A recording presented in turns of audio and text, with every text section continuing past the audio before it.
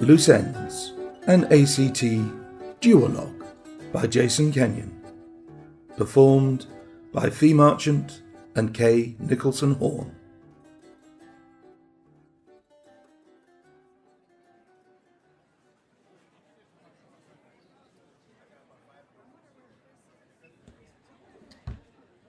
Chess or poker? Chess or poker? I'm sorry, are you talking to me? Chess or poker? I think you may have mistaken me for somebody else, my friend. Poker. Sorry?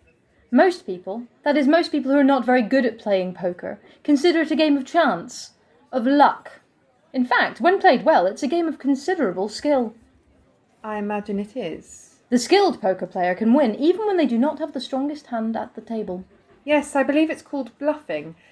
Tell me, do you often give impromptu poker lessons to total strangers? Well, the risk, of course, is that one's bluff may be called. Well, that would be what they call an occupational hazard, wouldn't it? It would indeed. What's your point? I assume you have one. There are 5. 5 points? 5 locations from which a hostile may target someone sat at these tables without attracting undue attention from the general populace or potentially incurring collateral damage. None of them are currently occupied, which is certainly advantageous, as there are also no safe escape routes from our current position. The trees are too sparse to provide any significant cover, and the exit at the rear of the cafe leads into a blind alley. A kill box. All of which you ascertained before you sat at that table. Bluff called. The question is, are you competition or opposition? Is there a difference? Opposition would require me to undertake immediate preemptive condign action. Competition would allow me to finish my coffee first. Well, God forbid I should come between a colleague and her coffee. Colleague? Would you prefer ally? Co-worker? Teammate? People in our profession do not have allies, co-workers, or teammates. Have you never seen Kill Bill? A work of fiction in which, as I understand it, the central character kills her teammates one by one in various unrealistic and overly theatrical ways. Overly cinematic, perhaps. I believe The Day of the Jackal is a more realistic depiction of those with our vocation. Except the jackal fails and dies. An occupational hazard. How's your coffee? Worth taking my time over. Then do you mind if I ask you a question? A personal question? God, no. I suspect that would place me firmly in the category of opposition. Quite so. No, my totally impersonal question is, what's with the cryptic? The cryptic? Chess or poker?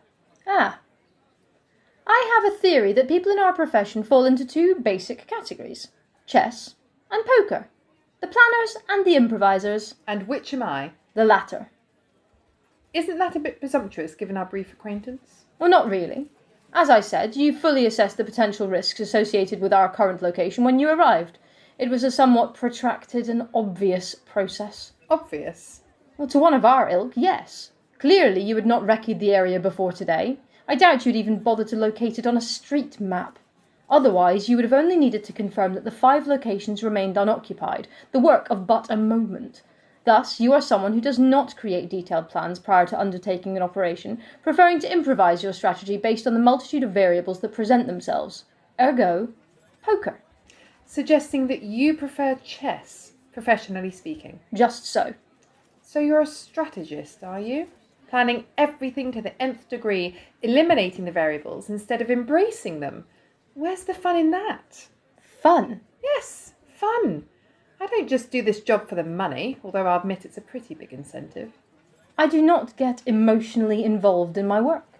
I prefer to maintain a professional detachment. That way I tend not to make foolish mistakes, such as sitting next to my target and giving myself away as you have done. You're assuming that I'm at work today. I could have just been walking along, seen this place, fancied a coffee, and fell victim to my professional instincts. You being here could have just been a bizarre coincidence. In my experience, coincidence generally precedes enemy action. But as you say, it was possible, if highly improbable, that this encounter might have been a totally innocent confluence of unlikely circumstance. Hence, the cryptic. Not following you, my friend. I asked you the same cryptic question 3 times, my persistence implying that I believed that you would understand and answer my question. implying that I knew who and perhaps what you are. Or that you're some sort of lunatic. The sort of woman who claims she's got an atom bomb in her bag and it turns out to be a corned beef din. A possibility, I'll admit. But in either case, the sensible reaction would have been to vacate the area and leave me to my own devices, be they real or imagined. We both know that I gave you the option to retreat from a situation that could conceivably lead to your painful and bloody demise. But what did you do? You responded. First with stony silence, then with feigned confusion, then with condescension. But you responded. You entered into conversation. You stayed. Maybe I just enjoy weird conversations. Or you stayed because you had to, because contrary to your assertion, this meeting is far from coincidental. This meeting is why you are here now. Then why am I still alive? Good question. Do you have a good answer? Chess. Somewhat enigmatic as a justification for your survival. Would you care to elaborate? Well, it's not because you're unarmed, is it? Even if you were, it wouldn't make much difference. Bullets, bombs and blades may be the preferred tools of our trade, but I imagine you could dispatch me with a teaspoon if the opportunity presented itself and I didn't get you first. No, the reason I'm still alive, discounting my own considerable improvisational skills, is that you, my friend, are a slave to strategy, to the logical process. You don't play the odds, you only deal in certainties. I don't need to give you a reason not to kill me until you decide that that is the only logical course of action, until you eliminate all the other possible reasons for my presence here, until you decide that I'm an actual, rather than a potential, threat. And are you? Abandoning the cryptic, are we? Running out of coffee or patience? Yes. Then, to avoid soiling the cutlery and frightening the other caffeine addicts, I will set your mind at ease. I am not a threat. I'm definitely competition, but I am not, in any sense, opposition. And I should believe you because? Bit pointless asking the question if you're not going to accept the answer, isn't it? Whatever happened to professional courtesy? Professional what? The fact is, I am here on a job, but you aren't it. Sorry to disappoint. I see. In that case, who is your target? Irrelevant. Not confidential? Hardly. It's all over the news. The ambassador? The bloody ambassador. Do I sense some dissatisfaction in your voice? You could say that. I can't understand why. The ambassador is dead, is he not? He is. I understand that he drowned after his limousine careered off the bridge into the river, and blame for his demise has fallen on an apparently inebriated chauffeur, who was, it transpires, a last-minute replacement after his regular driver fell ill with a particularly nasty dose of food poisoning, and whose body has yet to be recovered from the depths. I would have said that your client should be most pleased with your efforts. So would I, if they were my efforts. Ah. Damn it! I had a perfectly good drug overdose ready to go the moment he visited his favourite call girl. She'd have had to go too, but what's a little collateral damage between friends? I can understand your frustration. I myself had placed a small but effective explosive device with a pressure-sensitive trigger under the driver's seat of his favourite Porsche.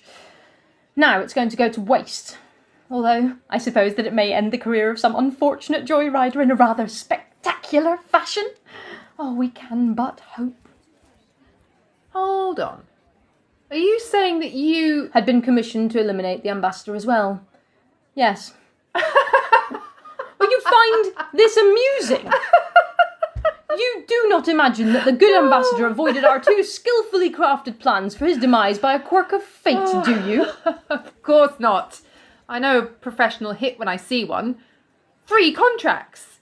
3 bloody contracts. It was bad enough when I thought there were 2.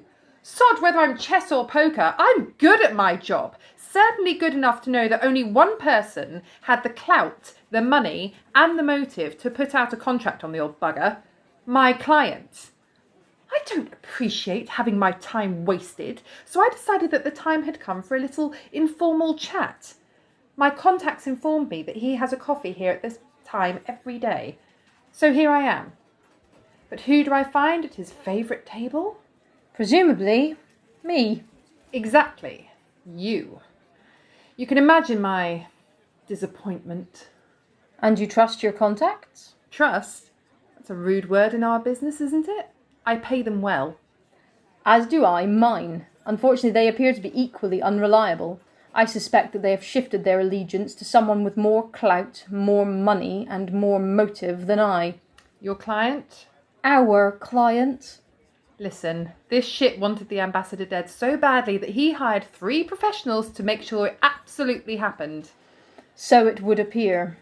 The only thing he wanted more was not to be able to be connected with that death. That means no loose ends.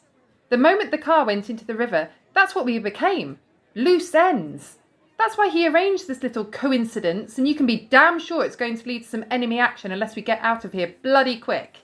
And the 5 locations are still clear. Well, bully for them. Look, it was nice meeting you. Parting is such sweet sorrow and all that, but I am out of here.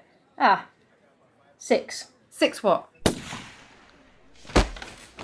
6 locations. Sorry.